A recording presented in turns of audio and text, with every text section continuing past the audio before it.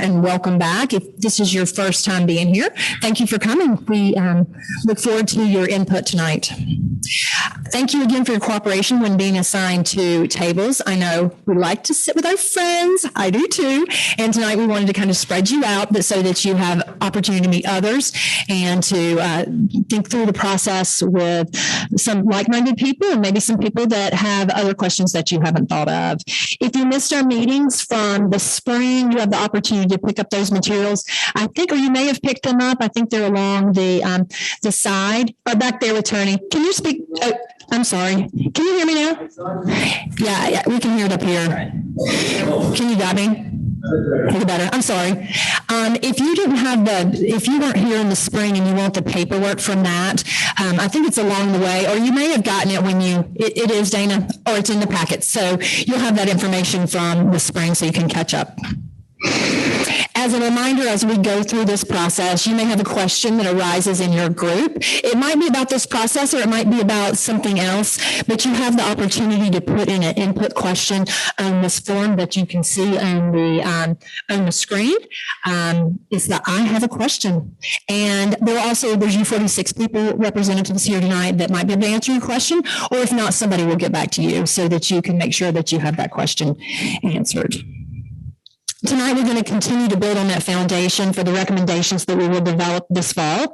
Keep in mind that there are a lot of decisions that still need to be made, and that's the reason that you're here, to help us make those decisions. We have a lot of choices to make and feedback to provide in the coming months. Tonight, we're going to learn more about a topic. I know that a lot of us are interested in school finance and how we can fund the proposed facility updates. After our informational presentation, we'll be sharing the start of our recommendations phase and some plans to move our schools forward.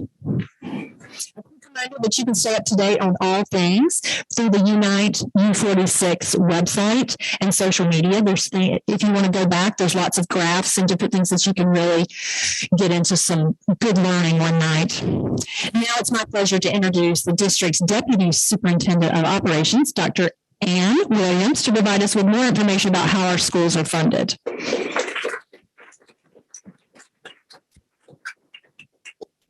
Thank you. Good evening. Can everyone hear me okay? Awesome. Well, I have the pleasure of providing a little bit of insight into School Finance 101. So if you want to take a nap, go ahead and lay your heads down now. But I will try to keep this upbeat for you because I do have some very good news to share with you. I'm going to start by just talking a little bit about the district that we serve. We serve 11 communities, over 90 square miles, 57 schools. We have a very large area. I can't see them. Where's Brian? Can I have a little technical assistance, Brian?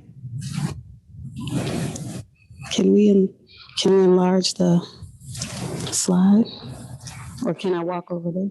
You just have it shown this way so you can see your talking points. You can drag that window. I can drag this?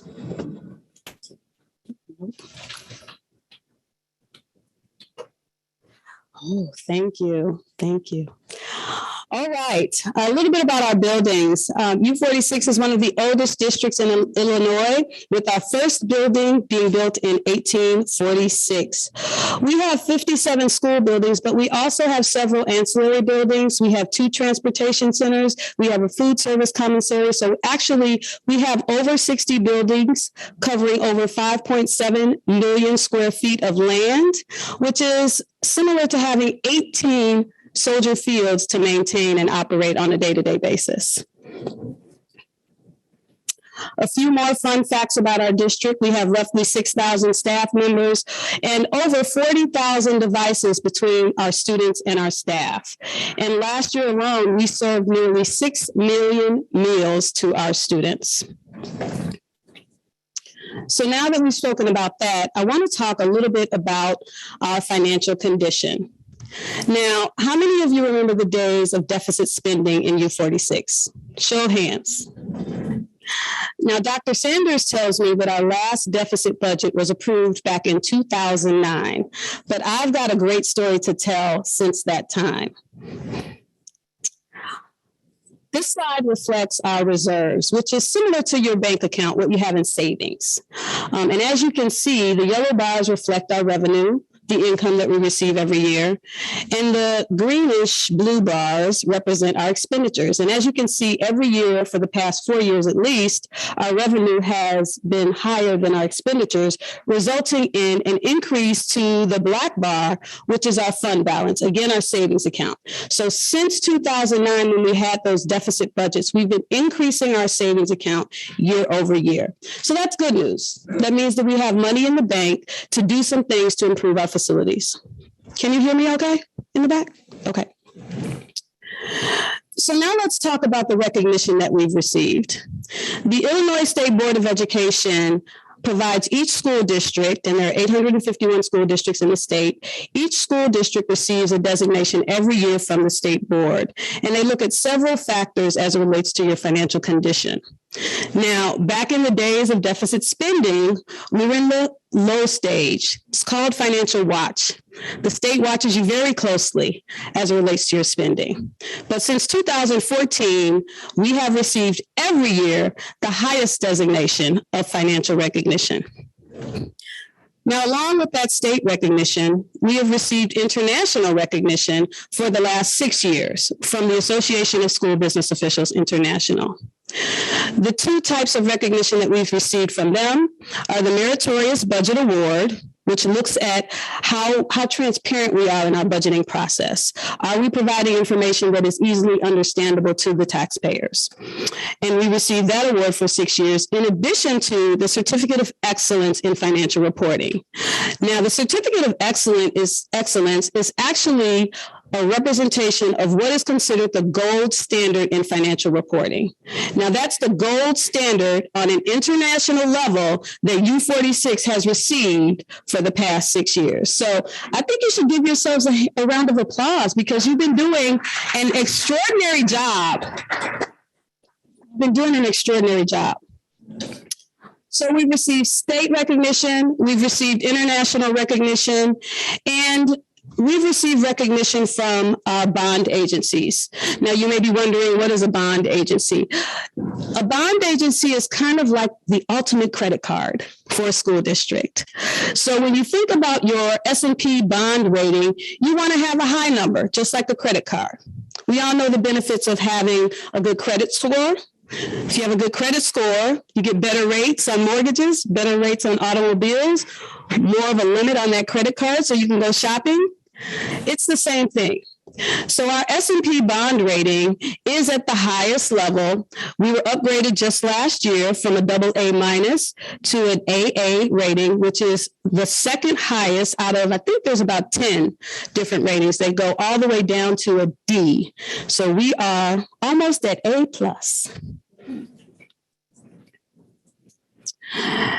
And so when we talk about bond ratings, we have to talk about bond capacity. And when you think about bond capacity, I want you to think about your mortgage and how much you can afford. This slide reflects how much we can spend as it relates to debt. The second line shows our statutory debt limit. It's over $700 million. But as you can see on the third line, we have less than $200 million that we're actually extended in debt. So we are currently using only 24% of our capacity for debt. So what does that mean? That means that we have funds that we can issue for debt to improve our facilities. So we've talked about our great financial condition. We've talked about our reserves, how much money we have in our savings account. And we've talked about our bond capacity. But there's still challenges that we have to keep in mind. We know that in 2024, the federal relief dollars that we've been receiving related to the pandemic will end. We also know that the state of Illinois is still uncertain in their ability to continue to fund education adequately. And we know we have aging facilities. So as we go through this presentation, thinking about all of the things that we've done well in our financial position, we need to keep these challenges in mind. So now we're going to cross over into our current budget, and I'm going to give you what I believe will be about a 30-second overview of our budget. Our 2023 budgeted revenue, which is the income that we anticipate receiving, is $690 million. And just under half of that comes from local property taxes, local resources. About 39%, 38%, 39% comes from state resources, and we'll talk a little bit about that on the next slide. And 11% of that comes from federal resources. And it's important to note that that 11% is high because, again, we're receiving pandemic relief funds that are going to end next year. So taxes, again, are our largest revenue source. And the taxes that you pay are based on the tax rate. The most important thing I want you to remember about the taxes that you pay is that the tax rates decrease as your property value increases. So there's an inverse relationship between these two elements. Now keep that in mind as we go through the presentation, because on the next slide, I'm going to talk to you a little bit about where those tax dollars go. The majority of those dollars, roughly 2/3, go to your schools, which is standard throughout the state of Illinois. And about 31% go to other local governments, fire districts, libraries, things of that nature. But the majority, the vast majority, go to our schools. So how do we compare to other districts within Kane County? This slide reflects all of the districts within Kane County and what their tax rate is currently. As you can see, U-46 is somewhere around the middle, but I would suggest to you that we are closer to the left side because you have districts like Barrington and St. Charles in there, and their property values are higher, so their tax rates are lower. Does that make sense? Okay. So how do we get to the amount that you pay each year? We start with the market value of your home, multiply that by the assessment level, which is usually 1/3, to determine the assessed value of your home. So if you look at your tax bills and you think, well, my house isn't worth $50,000, your house is probably worth $150,000. So it's 1/3. Once we have the assessed value, we multiply that by the state equalizer. Now, the state equalizer puts every property on an even playing field. So you have property down in downstate Illinois that may be valued less. Their equalizer will be higher to make sure that everything is on an even playing field. So for us, our equalizer is 1.0. Now, after you've determined the equalized assessed value, you deduct all of your exemptions. You should have homeowners exemption. Some of you have senior exemptions. You might have a veteran exemption. You deduct all of those exemptions, multiply your tax by your tax rate, and then that is how your taxes are determined for the district. Any questions about that piece? Okay, I know this is riveting stuff. Everybody just looks so engaged. All right, so we've talked about taxes. We've talked about our financial condition. Let's talk about our state funding really quickly. Evidence-based funding was introduced in 2017 to move districts closer to what is defined as an adequate education. And there are four components used to determine how much we receive from the state. Adequacy target is determined by looking at all of our investments. We look at the number of teachers we need. We look at how much it costs to pay our utilities. But the most critical factors that help determine our adequacy target are related to our special income, our special needs students, our low income students, and our English language learners. So once they've determined, considering all of these factors, what our adequacy target is, they compare it to our ability to raise money locally. So again, we talk about the St. Charleses and the Barringtons of the world. They have the ability to raise more revenue through their local property taxes than we do. So they compare those factors to determine our percentage of adequacy. This slide reflects all of the districts in Kane County's percentage of adequacy. So what do we notice here? We notice that several districts are over 100% adequate. That means that they have more than 100% of what the state believes they need to adequately educate students. U-46 out of all of these districts has the lowest percentage of adequacy at 63%.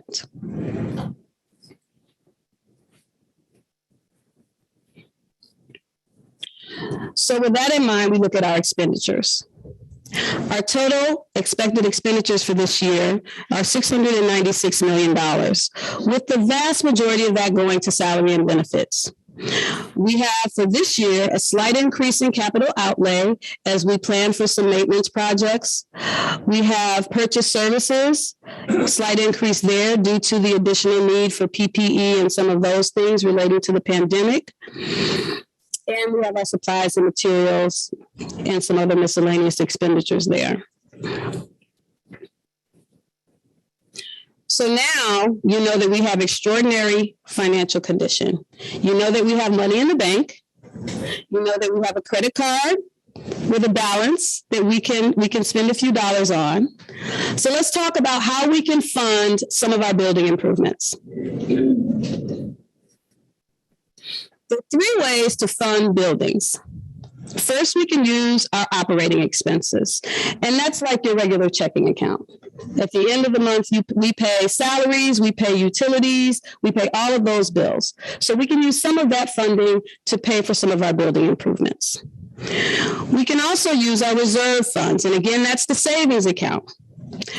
Right now, our savings account has $435 million in it. Well, as of June 2022. That's the estimated amount.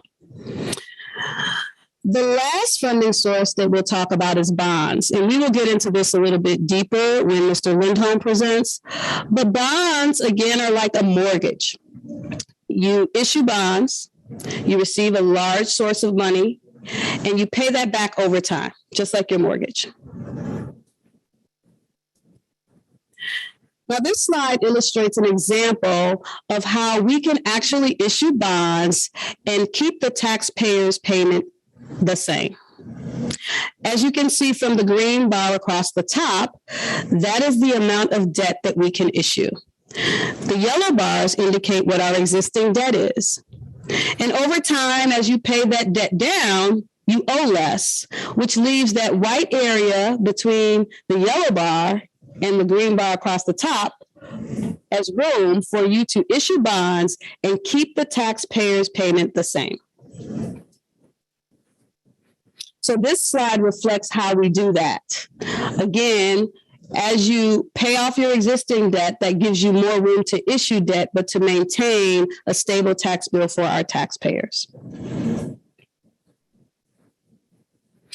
So now we will transition into a discussion on the different plans for carrying out the board's vision as it relates to funding our buildings.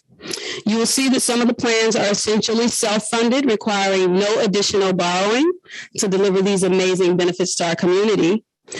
You will see that one plan will require a successful referendum, and Mr. Lindholm will talk about that. But that plan also does not increase taxes for taxpayers. And we'll see a third plan that requires a modest increase to taxpayers as well as a referendum. So with that, you can wake up now and we'll turn it over to the committee chair. Thank you. Thank you, Dr. Williams.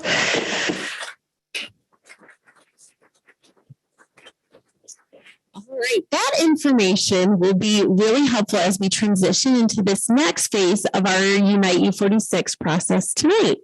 So as we begin our in-depth look at our buildings and start crafting our recommendations, we wanted to provide a short recap of what we have learned and heard so far during this process.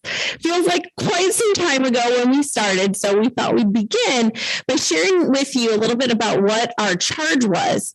So many of you remember way back to last spring when we launched our Unite U-46 process following the charge to learn more about these specific things.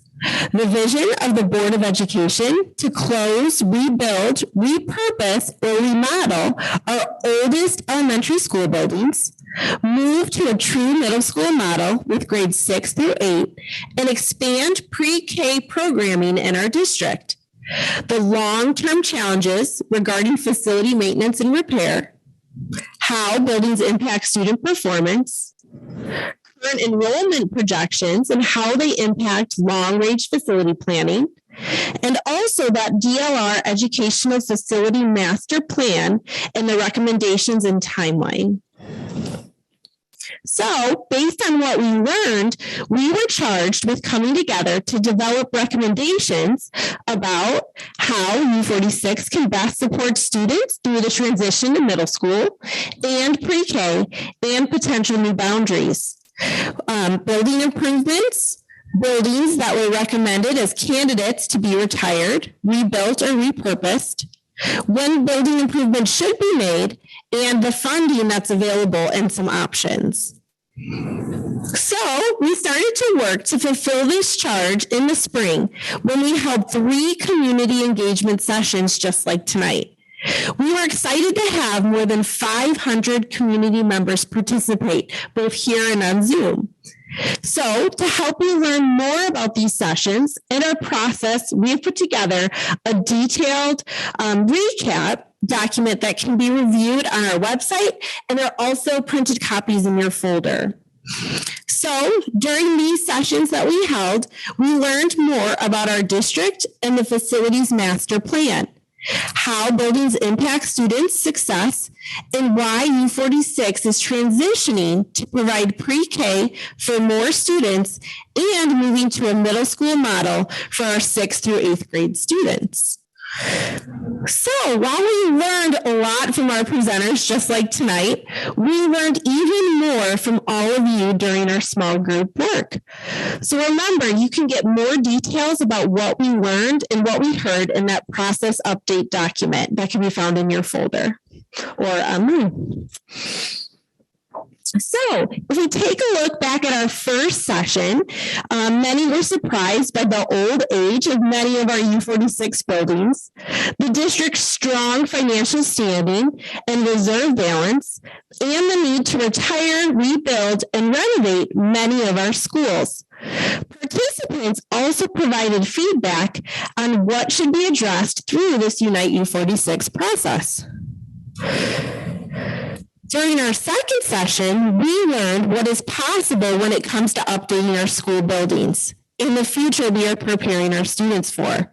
So the feedback we received that night will be critical as we plan to move our schools forward with spaces that are collaborative, flexible, adaptable to changing technology, and integrated with the outdoors and nature.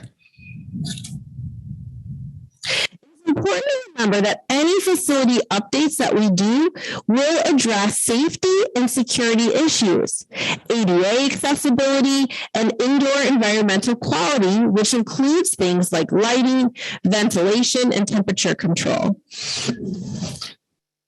At our third session, we learned what participants thought we should focus on as we expand our pre-K offerings and as we work to transition to 6th through 8th grade middle schools. There was a heavy emphasis from you and from our team on supporting the whole child with high quality, well-trained staff and a safe and secure environment. Other feedback from this session included middle school students should be offered and exposed to a variety of elective and extracurricular activities. Preschool students should have basic academic readiness as they advance to kindergarten. And the safety of both middle school and preschool students should be a priority as these programs are developed and expanded. So, all of that information that we learned and the feedback that we gathered was then used to develop 3 plans that can move our facilities forward. We will be sharing those plans with you in just a few minutes. During our work activity tonight, we will ask how we can improve these options before we take them on the road for the next phase of our process, our building tour and our open houses. The building tour and open houses are an opportunity for all of you and even more of our community members to get an inside look at the real challenges that are facing our school buildings and how they can be updated or rebuilt to better meet the needs of our students and to help prepare them better for the future. So our building tours will be on Saturday, September 24th from 9 to noon. We will meet here at the Welcome Center, hop on a bus, and take a guided tour of Garfield, Hilltop, and Ellis. These three schools will provide a contrast between one of our oldest elementary schools, which is Garfield, with one of our newest, which is Hilltop, as well as take a visit to one of our middle schools, Ellis. That requires a little bit more moderate to major renovations in the upcoming years to continue meeting the needs of our students. This tour will provide details about long-term facility challenges and the DLR facility master plan recommendations. The tour, we will ask participants to provide feedback on the future of our schools and the options that you will review tonight. We also have our open houses. On September 29th, our open houses are another great opportunity for everyone in the district to take, this time, a self-guided tour of our buildings. You'll get an opportunity to learn more about Unite U-46, our facility challenges, and more. Participants can stop in when they have time and can stay as long as they would like to. Well, on that self-guided tour, they'll be different, but all of the information will be the same at each school that's hosting these open houses. Attendees will also be asked to provide their feedback on the plans that we present to you tonight. In addition to the building tours and open house, we will be hosting an electronic survey to gather even more feedback. This survey will be available to everyone on September 24th. So, as you can see, we are going to be learning even more about the inner workings of our buildings and gathering a lot more feedback in the next month or so. All of this will be used to develop our final recommendations. On October 19th, all of us will come together for a community engagement session to learn about this feedback, refine the plans presented tonight, and develop our recommendations for the board. On November 9th, we will share the final recommendations for the board and ask all of you, did we get it right? Then, in December, we will present our recommendations to the board. So now it's time to review some different plans to move our schools forward. These plans are meant to address the most pressing facility challenges here in U-46 based on your feedback through this Unite U-46 process and through the DLR Educational Facilities Master Plan. It is my pleasure to introduce Brian Lindholm, who's going to present the 3 different plans to move our facilities forward.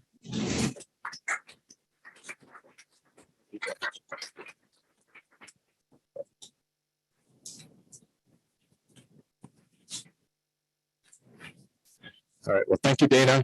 I'm Brian Lindholm. I'm the Chief of Staff for School District U-46. Thank you for the opportunity to speak with you all tonight. After hearing from Dr. Williams about the financial state of the district, I'd like to share a few different plans to consider as we determine how to carry out the board's vision to address our ongoing facilities needs. So let's get started.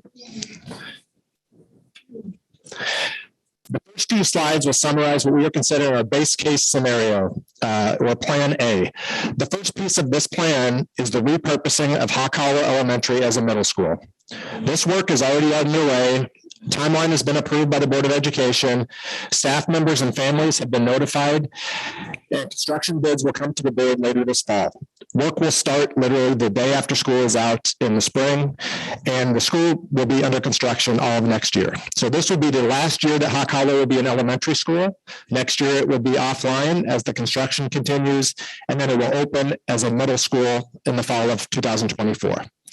And this serves really two important purposes. It provides a middle school in the southeast portion of the district where we really don't have any middle school presence today. So kids are busing quite a ways to get to the nearest middle school if they live in that part of the district.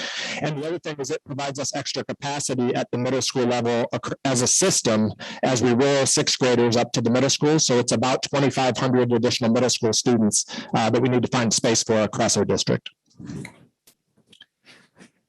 The next item in this plan is the retiring of Garfield Elementary. Garfield is one of our oldest elementary schools, built in the late 1800s. It's also a school that was identified for closure by the DLR group and their work in assessing the condition of each of our facilities. The school has declining enrollment. They have about 260 students this year. And we also have the benefit of having two neighboring elementary schools, Channing and Huff, that are much newer and that have space to accommodate the students that will be shifting from Garfield.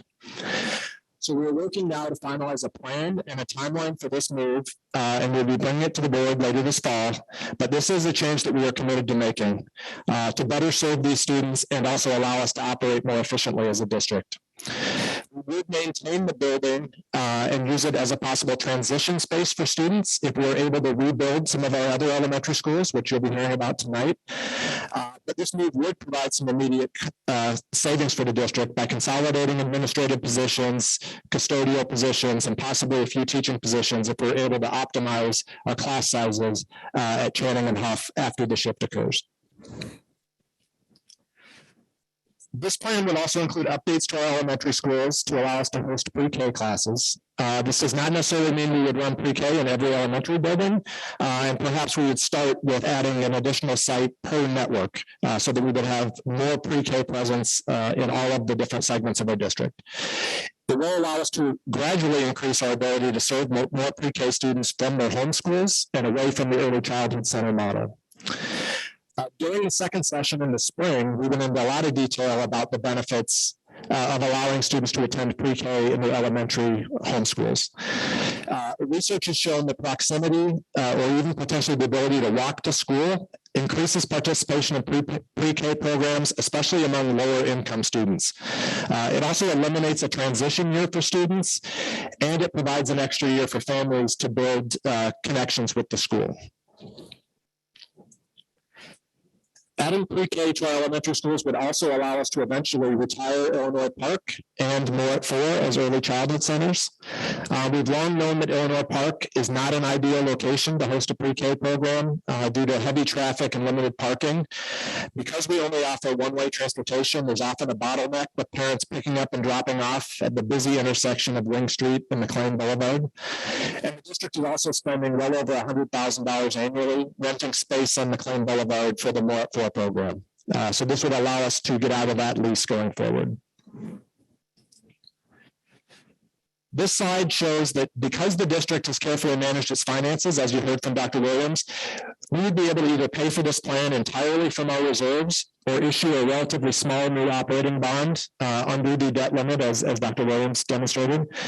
And because it does not require any new construction of schools, this would not require a referendum, and there would be zero impact to U-46 taxpayers. So now we move on to the second plan we've prepared for consideration tonight.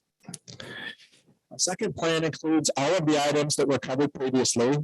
So shifting Hawk Hollow to a middle school, retiring Garfield, adding pre-K programming to our home elementary schools, and then eventually closing Illinois Park and the Moore 4 facility. But this plan also gets us more. It would allow us to rebuild two of our oldest elementary schools, Lowry and McKinley, which were both built in the late 1800s, and replace them with modern schools on the same location. It also calls for rebuilding Glenbrook, Century Oaks, and Parkwood elementary schools. These schools were all built in the early 1970s with the same layout, but we have determined is no longer conducive to learning. They include pie-shaped classrooms surrounding a media center in the center of the building, and it actually requires students to walk through one classroom in many cases to get to another. These schools are all located in neighborhoods that we've identified as needing to have a U-46 elementary school based on our enrollment projections. So our proposal is to tear down the existing buildings and rebuild modern schools on the same sites. And the next two slides are really included to help envision what our rebuilt elementary schools could look like. These are images from a newly constructed elementary school in a neighboring district, and this is not Barrington or St. Charles or some of the other wealthier districts, as Dr. Williams had mentioned. With the district's U-46 Rising Initiative and a push for academic teaming, the importance of providing flexible and adaptable learning spaces has become even more important. And we heard this as a priority from our community during our second community engagement session last spring. During the group activity, we asked each of the tables to dream big in designing the ideal learning spaces for U-46 schools. And over half the groups mentioned the need for common areas and collaborative spaces. Many of the groups also specifically mentioned the need for flexible seating options. This is an example from the same elementary school of a STEM classroom with dedicated lab space, easily accessible power outlets to meet the technology needs of our students, which are only going to increase going forward. This was also called out as a priority during our second community engagement session, with half of the groups mentioning technology as a way that education will be different in the future and something that will play a major role in U-46 facilities planning. Also included in this plan is a renovation of Washington Elementary. Washington Elementary was also built in the late 1800s, but it carries a historic designation, and we would want to maintain the existing building while adding on or renovating to allow it to continue serving our students going forward. This will be a challenge as the site is fairly small and landlocked, but we believe there are opportunities to expand the usable square footage and modernize the school while maintaining the historical charm. How many of you guys have seen Washington Elementary on Chicago Street? That's beautiful. This plan would also include the eventual retirement of Hanover Countryside Elementary. Hanover Countryside is also a school that was identified for closure by the DLR group during their facilities assessments. Due to an undesirable location, very low square footage per student ratio. In fact, they have to use mobiles, had previously had a computer lab in the basement. Closing Hanover Countryside is not in our first plan because the neighboring schools currently do not have the capacity to absorb the approximately 350 students at Hanover Countryside.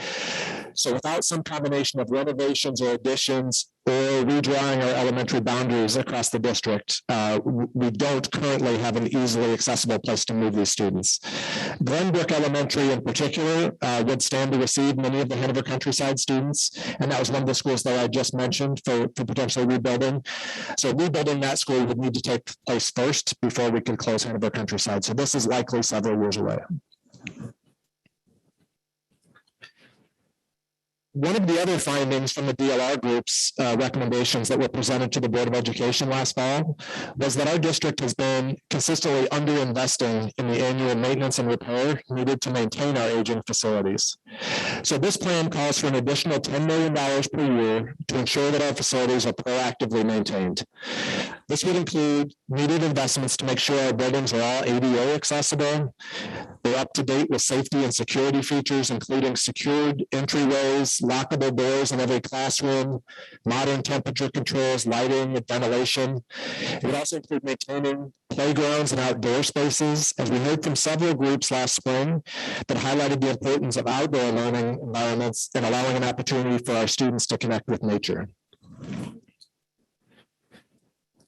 So by retiring, rebuilding, and renovating schools, we also provide an opportunity to revisit the attendance boundaries across our entire district. And this will allow us to better balance enrollments, utilize our available capacities, reduce travel time for students, and use our resources more efficiently. And we look at program placement before we begin to redraw any boundaries. So our goal is to host programs in schools that reside near students' homes, not just whichever building happens to have space. We currently have some special education students who ride the bus 30 to 40 minutes each way every day, and we know this is not ideal for many reasons. Offering pre-K programs, which I mentioned earlier, from neighborhood homeschools also addresses this concern, as we'll make the programs much more accessible to families who may not be able to provide the one-way transportation that's needed to allow their students to attend at one of our early childhood centers. So now we're at the slide where we show you what this would all cost. Because this plan would include the new construction of schools, we would need to pass a successful referendum to proceed. As we showed earlier, a referendum is essentially a question on the ballot during the general election next April, where we would ask voters for their approval to proceed with this plan.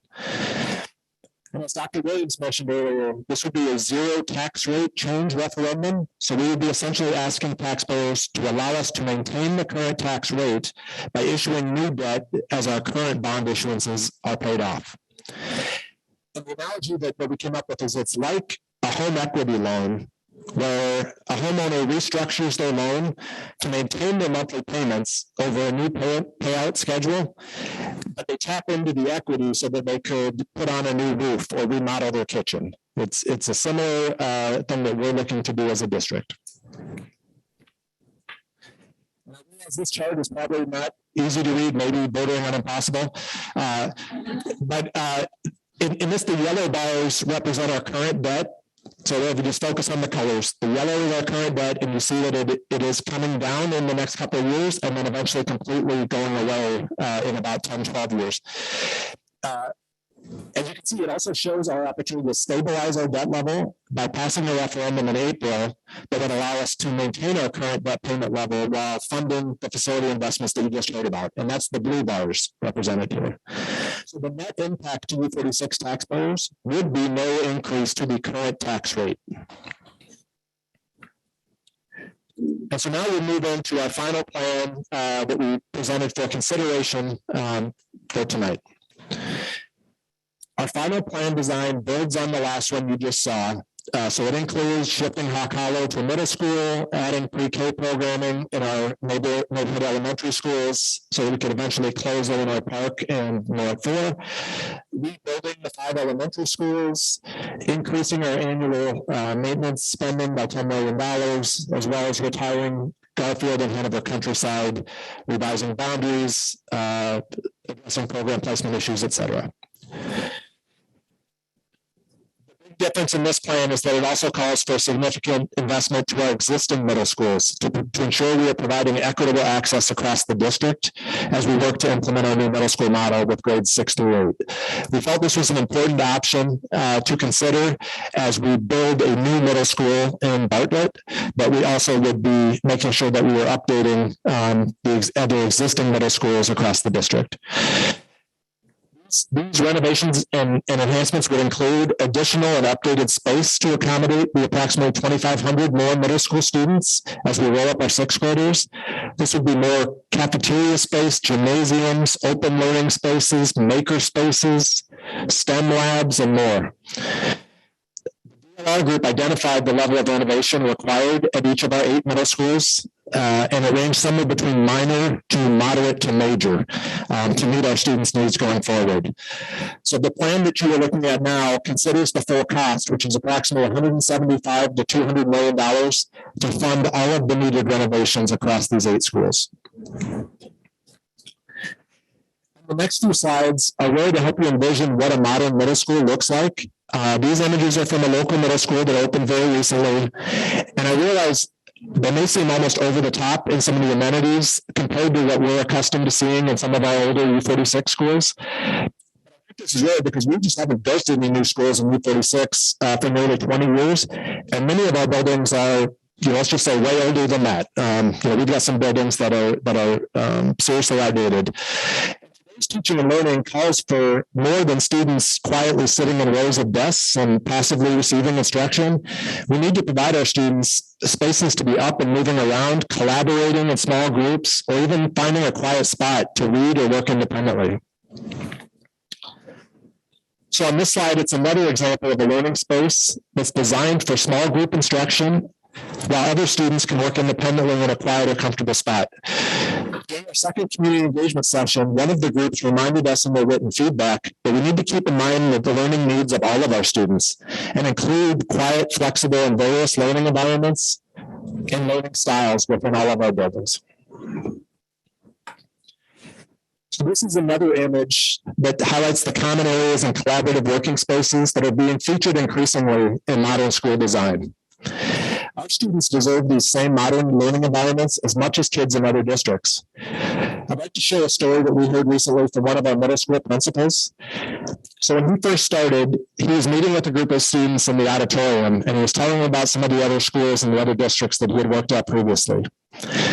During this presentation, one of the kids raised his hands and he asked the principal, "If you worked in all these other nice places, what are you doing at this ghetto school?"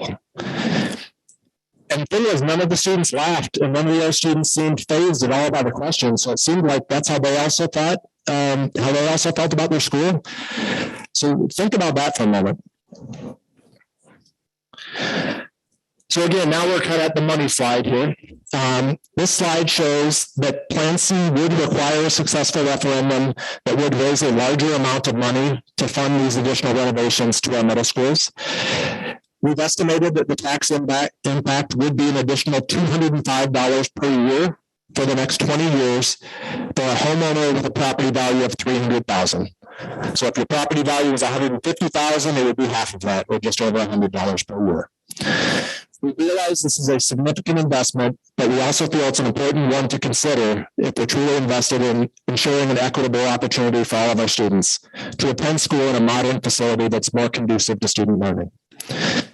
Our aging facilities, it seems the choice that we have to make is whether to invest in them to make them better places to learn for our students, or not to invest and accept that they'll become even more challenging and expensive to maintain going forward.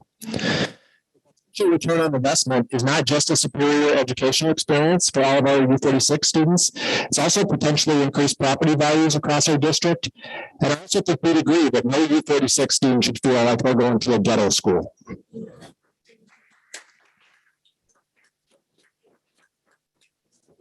So this slide is a summary of the different plans that have just been presented. As you can see, they stack on top of each other in terms of what's included and the total cost. And in a few minutes, you'll need to refer to these different scenarios as we work through the small group activity. You should also all have handouts at your table with more detailed information on each plan that you can refer to during the next portion. So that concludes our presentation for tonight. Thank you very much for the opportunity to speak to you. And at this point, I'll hand it over to Veronica to transition to our small group activity. Thank you. All right, everybody, let's give a round of applause to Brian for all that amazing information that we just received. All right. So that's a lot of information the district put together for us. Brian was kind enough to share with us, and that's a lot of work. But now it's time for us to work, right? So whether you're joining us in person or virtually, we want to ask you to please stay for our small group work activity because your feedback during the work activity is critically important for the success of Unite U-46, the process moving our school district forward. Okay, so on your tables, you will see a purple paper that has tonight's work activity. This is the official sheet for your recorder to use, and I'll explain who that is in a second. So for those of you joining us virtually, you will find a link to the work activity on the welcome link. So let's go through the instructions so that everybody understands what we have to do next.